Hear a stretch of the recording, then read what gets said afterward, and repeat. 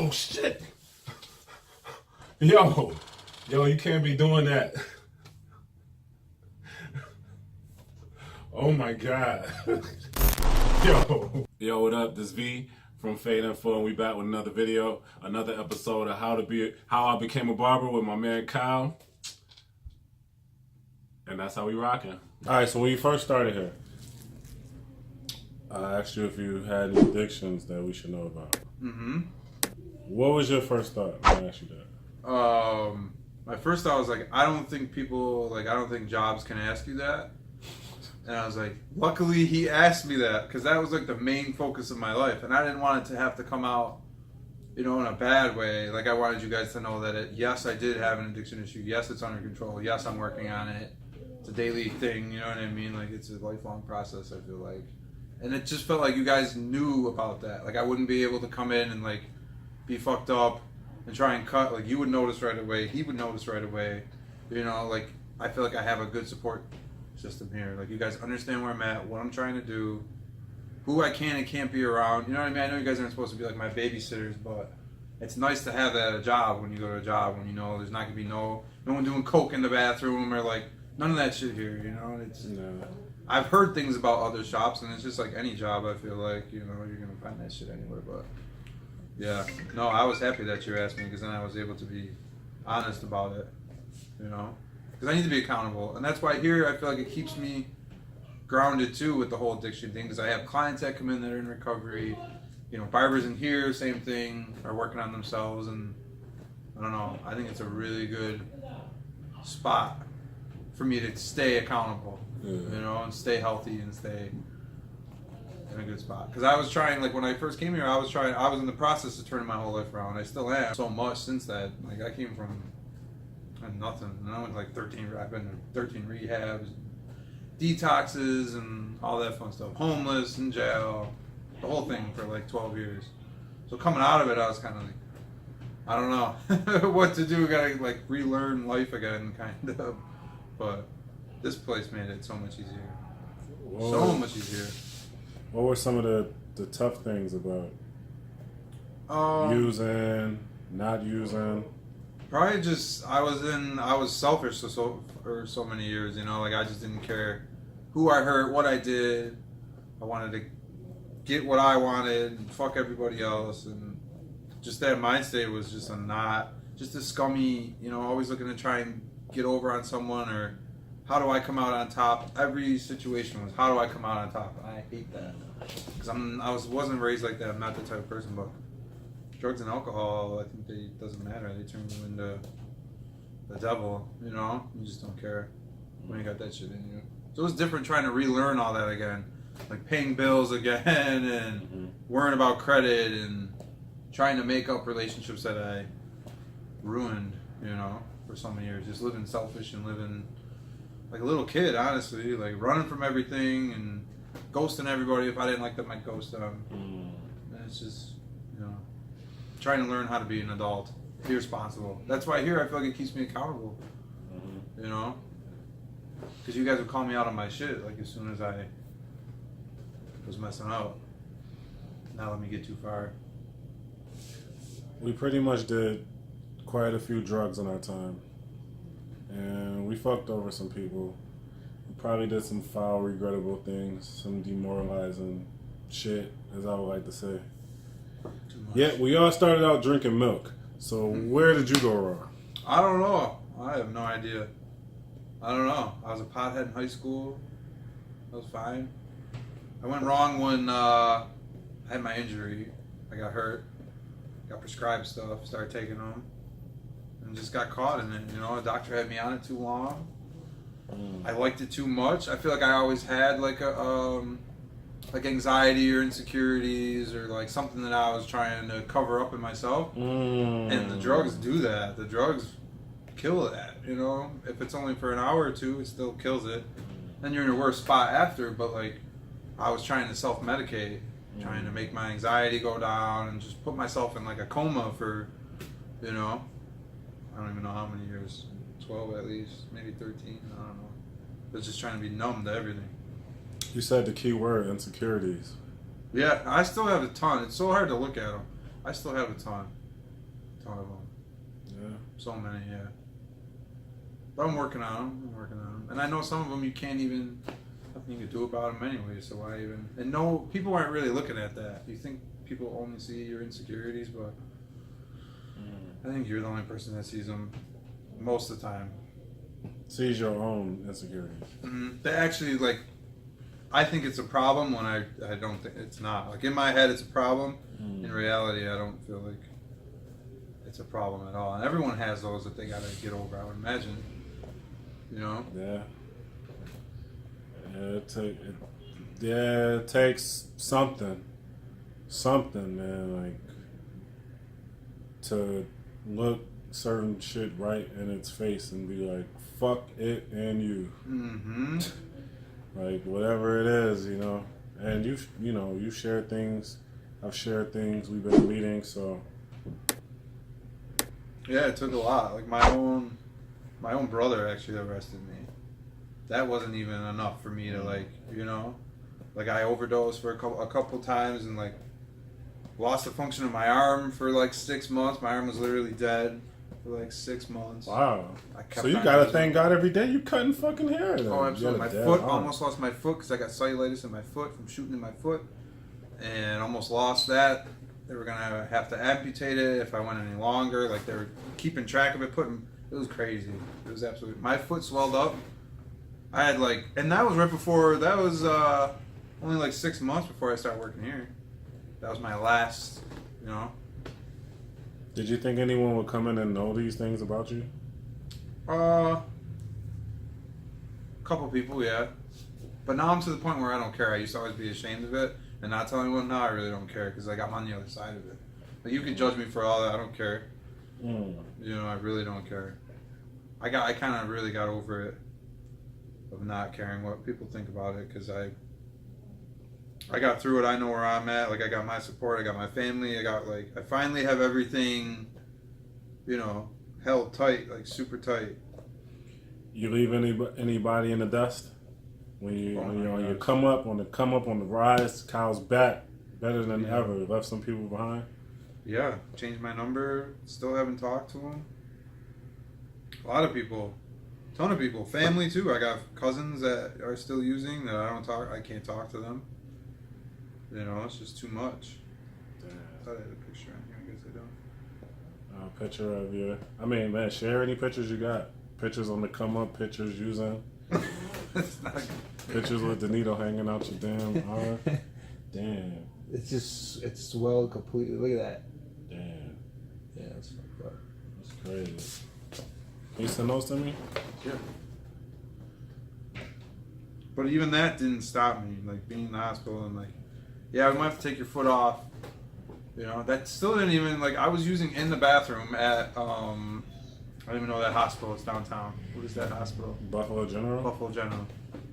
Damn. Yeah. Smoking crack in the bathroom while I was waiting to see if I was going to get my foot amputated. Shit. That's Yep. wild, man. And that still didn't, like, completely stop me. It was like a couple days after that, and I was like, How the fuck do you get crack in a hospital? They don't check you in the hospital. Damn. They don't check you for nothing. That's crazy. Damn, you went through some shit, man. Yeah, but it's just, I did a lot of it to myself, you know, like, I just was hard-headed. I didn't want to grow up. I didn't want to listen to nobody. I thought I knew all the answers. I could control it, you know, like, it was just, and I was forced too. Like, my parents wanted me to get clean when I didn't want to get clean. And then I did, but I feel like people that do get clean, you have to have, like I said before, you got to have some type of passion or something to go into, you know, because I used to wake up in the morning for drugs. Like, I would wake up and that would get me going out of bed to go get drugs. Now it's work. Now I wake up and it's like, all right, you got appointments, you got shit to do, you got money to make. Like, you know, it's a whole nother lifestyle. Sometimes it's tricky, but I don't know.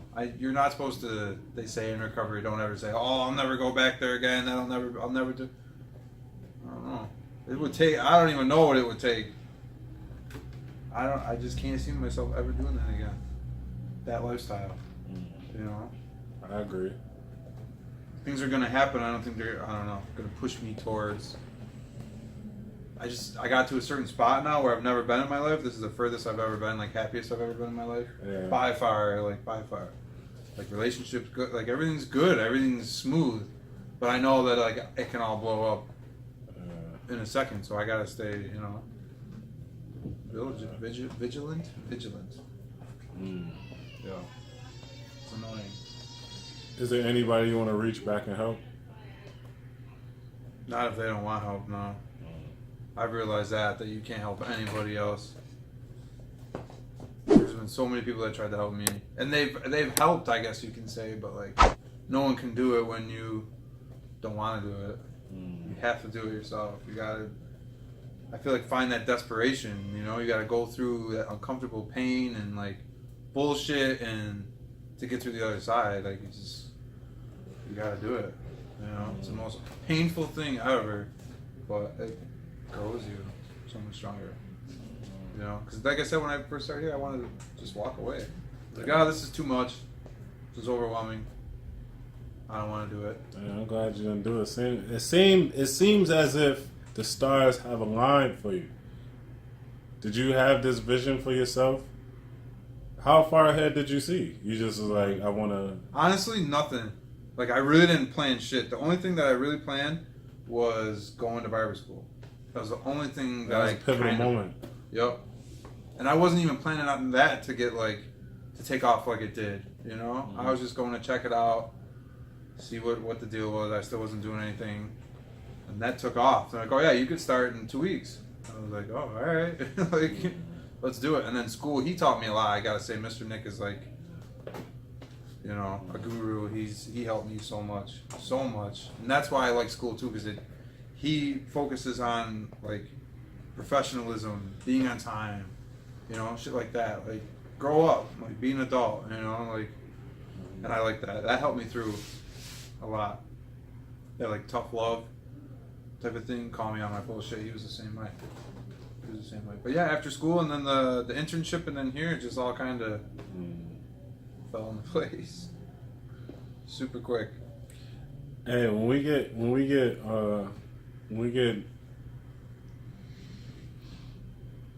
we have certain barbers here, because you've been here through, you know, a few different barbers, what do you think makes them gravitate towards you? Well, the two that I'm thinking of, like, people, I feel like they were either are in or were in my same situation, you know, and I don't know how I was able to get out of it. I really don't. I really don't. I got lucky most of it, you know. I tried for years to get out of it, and I just didn't want to. So I don't know. Maybe they just like can relate, you know. Especially starting a new shop. Like, I've been through it. But if you just stick it out, like time heals everything. I feel like time, a lot. It heals a lot. I'm still walking my path, feeling like time hasn't healed certain shit. Really? Not fully, but it's helped, I'm sure. Yeah, I mean, probably shouldn't share on camera. I think I'll say this. Certain things that people just regularly share are absent. Things that people are proud of, or things that certain people celebrate, for me, is an empty space. In their life or in your life? In my life. Oh, yeah. In my life. Like, it's just... Like, I was just telling Kels the other day, like, it's just certain emotions and things that I won't feel, and things that I won't ever think about because of the past. Yeah, same. Like, it's like, I can't... Unfeel those things, yeah. Yeah, like, we were just talking about, like... this is a very sensitive subject, but we were just talking about, like, wills and stuff, you know. Who's in charge? Who gets this if I die? Who's in charge of this? Who can handle this responsibility? Who can... And when you really start sitting back and thinking about it, you really got a real idea who's really down for you. Because motherfuckers will pass you the blunt, drink with you, whatever. Like, it's different tiers and levels of the love that you have for somebody. But would you give them everything that you have when you're gone? Can they be responsible for all that you have? Mm-hmm. Things like taking care of your kids. Like, if we had kids, just imagine. Who would take care of our kids? I mean, I got lucky. You know what I mean? But everything falls on my parents. Like either my parents and then the person I'm with now, like I trust them 100%. Like I got super lucky. So I'd probably, my mom would be a grandma. Well, what about their? Well, let's bring it back. But she even said that because I don't have any kids, and she said that a couple times to me. If like this whole addiction thing, she's like, I can, it's whatever. But like if you had a kid during all that, and I had to take care of it, she's like, I would have shot you. I would have killed you myself. Like that's the straw. If you would have got someone pregnant or something during all this. Yeah. Well, that's where I was gonna go next, like to your parents. So, were they an influence? Did they contribute to your success? Did they contribute? And don't get mad at me for asking you this. Did they contribute to you going down the path of using it? I don't know. No, Okay. no, that was all me. That was all me because it's something that was like missing. I feel like it wasn't missing, but at the time, like I remember I was in bed all bandaged up after my foot got injured the first time, broke all my toes, flipped up my toenail. It was all messed up. So it was all bandaged up. And I took my first opiate ever. I remember the first time I ever took a pain pill, and everything just like melted away. Everything was good. I was laughing. I was happy. I didn't understand why they didn't sell these at like Tops. Why doesn't everyone have these? Like I was missing something. Like my brain chemistry was just missing something, and it gave it. So I don't think they had anything. But with my success, if it wasn't for them and I went through that, I'd definitely be dead or in jail for a long time without them and my family.